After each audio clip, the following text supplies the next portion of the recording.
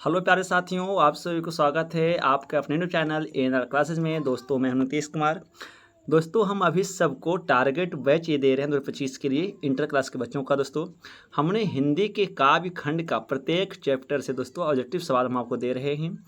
हम अभी तक आपको 8 चैप्टर दे चुके हैं। दोस्तों ये आपका पाठ 9 है, जिसका नाम है जन जन का चेहरा एक, और इसके कवि हैं मुक्तिबोध। तो दोस्तों आप इसी प्रकार से सीरीज तक बने रहिए।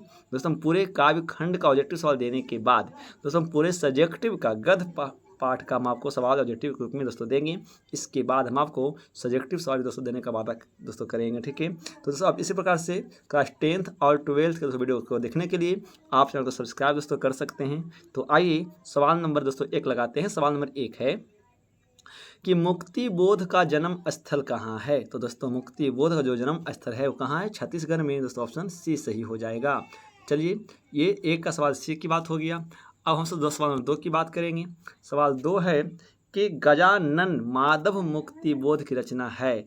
गजानन माधव मुक्तिबोध की रचना क्या है? तो वो है जन जन का चेहरा एक। ऑप्शन ए सही हो जाएगा। सवाल दोस्तों 3 की बात करते हैं। सवाल 3 क्या है? सवाल 3 है कि मुक्तिबोध का जन्म स्थान कहाँ है? तो दोस्तों मध्य प्रदेश में। ऑप्शन डी सही हो जाएगा।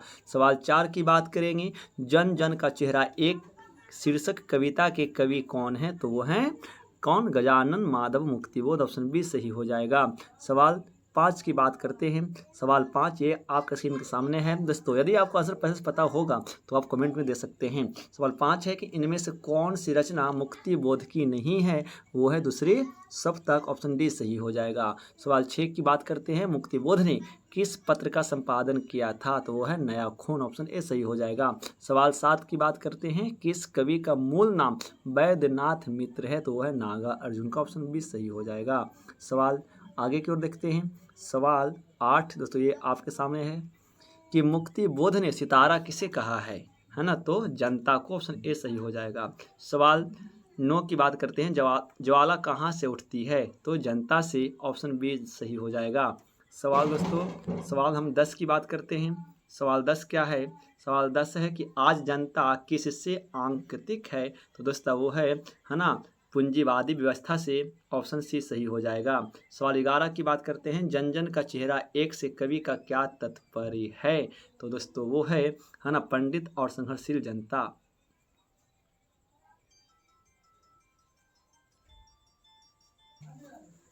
सवाल नंबर 11 की बात करते हैं। सवाल दोस्तों 11 क्या है? सवाल 11 जो है वो सवाल आपके सामने है यहाँ पे। सवाल 11 की बात करते हैं। सवाल 11 है कि जन जन का चेहरा एक से कवि का क्या तात्पर्य है? तो वो है पंडित और संघर्षशील जनता से। ऑप्शन बी सही हो जाएगा। सवाल 12 की बात करते हैं। सवाल 12 जो है सवाल 12 है ज्वाला कहाँ उठती है?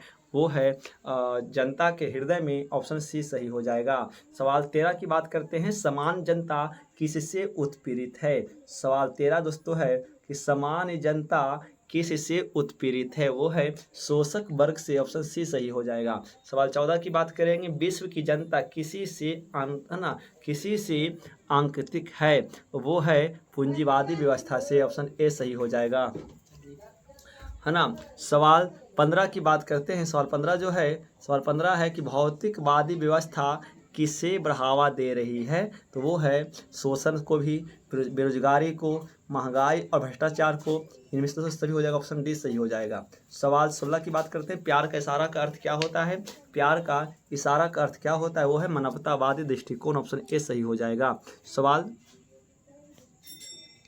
सवाल 17 की बात करते हैं।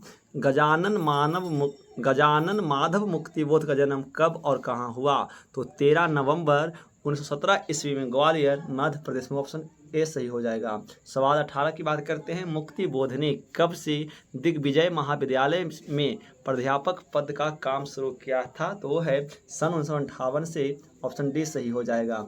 सवाल 19 की बात करते हैं। और 19 है कि निम्नलिखित में से कौन सी रचना मुक्तिबोध का नहीं है? तो वो है लोग भूल गए हैं। ऑप्शन ए सही हो जाएगा। सवाल 20 की बात करते हैं कि निम्नलिखित कवियों में मुक्तिबोध का समकालीन कौन नहीं है? वो है जयशंकर प्रसाद। ऑप्शन बी सही हो जाएगा। सवाल 21 की बात करते हैं। सवाल 21 है कि मुक्ति बोध का जन्म स्थान कहाँ है, तो दोस्तों वो है सयोपुर, ऑप्शन बी सही हो जाएगा। सवाल 22 की बात करते हैं, हिंदी साहित्य में गजानन माधव मुक्तिबोध का उदय कैसे कवि के रूप में हुआ है, तो वो है प्रयोगवादी, ऑप्शन ए सही हो जाएगा। सवाल 23 की बात करते हैं। सवाल 23 है कि काठ का सपना किसके द्वारा लिखी गई है, तो वो है गजानन मानव मुक्तिबोध, ऑप्शन ए सही है।